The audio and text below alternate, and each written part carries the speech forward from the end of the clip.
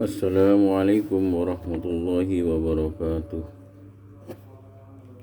Alhamdulillahi rabbil alamin bi ni'matil islam wal iman.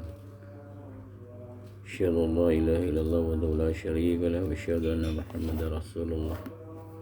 Allahumma salli ala sayyidina wa maulana Muhammadin wa ala alihi wa ashabihi ajma'in, amma ba'du. Kita lanjutkan dengan baca kitab Riyadhus Shalihin dengan bab taubat. Taubat itu wajib dari tiap dosa, maka jika maksiat itu hanya antara diri dengan Allah, tidak berhubungan dengan hak manusia, ada 3 syarat taubat. 1. Harus menghentikan maksiat. 2. Harus menyesal atas perbuatan yang telah terlanjur dilakukannya. Dan 3. Niat sesungguhnya tidak mengulangi perbuatan itu kembali. Dan apabila dosa itu berhubungan dengan hak manusia, itu 4. Menyelesaikan urusan dengan yang berhak dengan minta maaf atau halal, atau membalikan apa yang harus dikembalikan.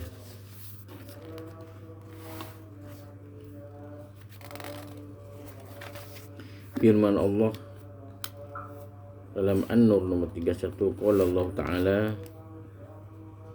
wa tubu ilallahi jami'an ayyuhal mu'minuna la'allakum tuflihun. Bertobatlah kamu kepada Allah, hai orang-orang yang beriman, supaya kamu beruntung. Firman Allah juga Ad-Hud nomor 3, wa qala Allah Ta'ala, istaghfiru rabbakum summa tubu ilaih. Minta ampun kepada Tuhanmu dengan membaca istighfar dan kembali bertobat kepadanya. Firman Allah Ibrahim nomor 8, wa qala Allah Ta'ala, ya ayyuhalladzina amanu tubu ilallahi taubatan nasuha. Hai sekalian orang yang beriman, tobatlah kamu kepada Allah dengan sungguh-sungguh.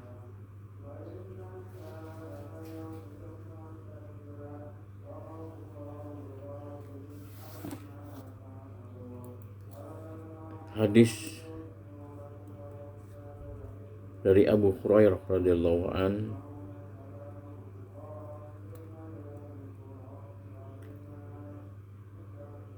yang artinya, saya telah mendengar Rasulullah bersabda, demi Allah, sesungguhnya saya membaca istighfar atau minta ampun bertobat kepada Allah tiap hari lebih dari 70 kali. Hadis Bukhari. Hadis kedua dari Akhal bin Yasar al-Muzani radhiyallahu an berkata, Rasulullah bersabda, hai sekalian manusia, bertobatlah kamu kepada Allah dan istighfarlah, minta ampun kepadanya, maka sungguh saya bertobat istighfar tiap hari 100 kali. Demikianlah tuntunan Rasulullah sallallahu alaihi wasallam kepada kita umat Islam yang percaya kepada ajaran dan tuntunannya, sebab istighfar itu bagi manusia merupakan suatu alat yang terbaik untuk takarrub dan mendekatkan diri kepada Allah Subhanahu wa taala, sebab di situ ada pengertian pengakuan sebagai hamba yang lemah, di samping pengakuan terhadap kebesaran Allah dan kuasaannya dan mulk tidak terbatas. Hadis ketiga dari Anas bin Malik berkata, bersabda Rasulullah sallallahu alaihi wasallam, sesungguhnya Allah lebih suka menerima taubat seorang hambanya melebihi dari kesenangan seorang yang menemukan kembali dengan tiba-tiba untanya yang telah hilang daripada di tengah hutan. Hadis Bukhari Muslim. Dalam riwayat Muslim, sesungguhnya Allah lebih suka menerima taubat seorang hambanya melebihi dari kesenangan orang yang berkendaraan di hutan kemudian hilang daripadanya, sedang kendaraan itu penuh membawa bekal makanan dan minuman sehingga ia patah harapan untuk mendapatkannya kembali. Lalu ia duduk di bawah pohon dengan kecewa dan putus asa. Tiba-tiba ketika ia bangun dari tidurnya, kendaraan telah ada kembali di depan lengkap dengan bekalnya, maka segera ia pegang kendali sambil berkata, ya Allah, engkau hambaku, ya Allah, engkau hamba dan aku Tuhan. Terlanjur keliru lidah karena sangat gembira. Ia akan berkata, ya Allah, engkau Tuhanku dan aku hambaku.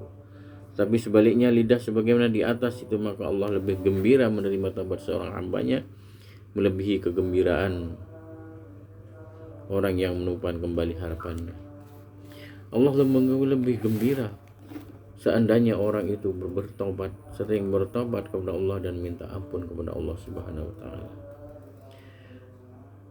Hadis keempat dari Musa al-Asy'ari radhiyallahu anhu berkata, bersabda Nabi Muhammad sallallahu alaihi wasallam, sesungguhnya Allah membentangkan tangan rahmatnya pada waktu malam supaya bertaubat orang yang telah melanggar pada siang hari, juga mengulurkan tangan kemurnaannya pada waktu siang supaya bertaubat orang yang berdosa di waktu malam.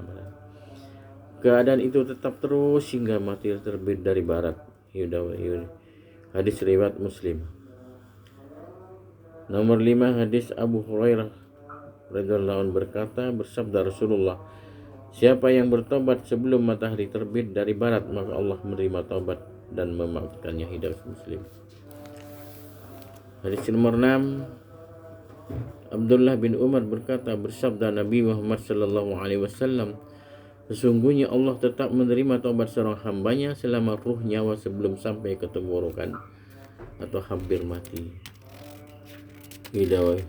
Hadis riwayat At-Tirmidzi. Betapa banyak lagi tentang hadis-hadis taubat yang kita harus kerjakan, yang Allah gembira orang bertobat kepada Allah Subhanahu wa taala.